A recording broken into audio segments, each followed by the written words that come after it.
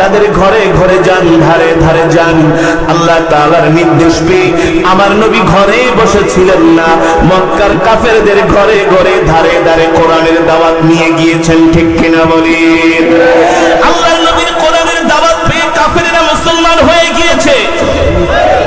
আল্লাহর নবী কোরআনের দাওয়াত দিতে গিয়ে মক্কার কাফেররা 1 বছর 2 বছর 3 বছর 4 বছর 5 বছর না 6 বছর না 13টা বছর আমার নবীর উপরে মক্কার কাফেররা নির্যাতন করেছে। কত বছর? জোরে বলেন কত বছর?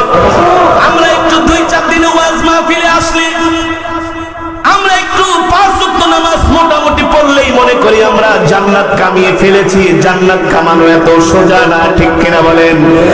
আমার নবী 63 বছর জিন্দেগিতে সশরীরে 27 বার যুদ্ধের ময়দানে নিজে অংশগ্রহণ করেছে। যুবক, আল্লাহর নবী হাসরের ময়দানে উম্মতদেরকে ডাক দিয়ে বলে, উম্মত এদিকে আসো, উনজুর ইলাল জিসমি, আমার শরীরের দিকে তাকাও।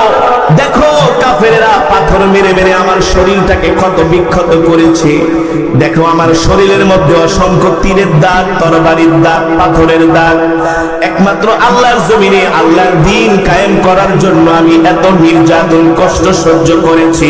তোমরা আমার উম্মত, তোমরা আমার উম্মত, তোমরা আল্লাহর জমিনে দ্বীন কায়েম করার জন্য কতটুকু কষ্ট করেছো। তোমাদের শরীরের মধ্যে পাথরের দাগ, বাড়ির দাগ, লাঠির দাগ তো দূরের কথা, তোমাদের শরীরের মধ্যে তো একটা ফুলের টোকাও নাই।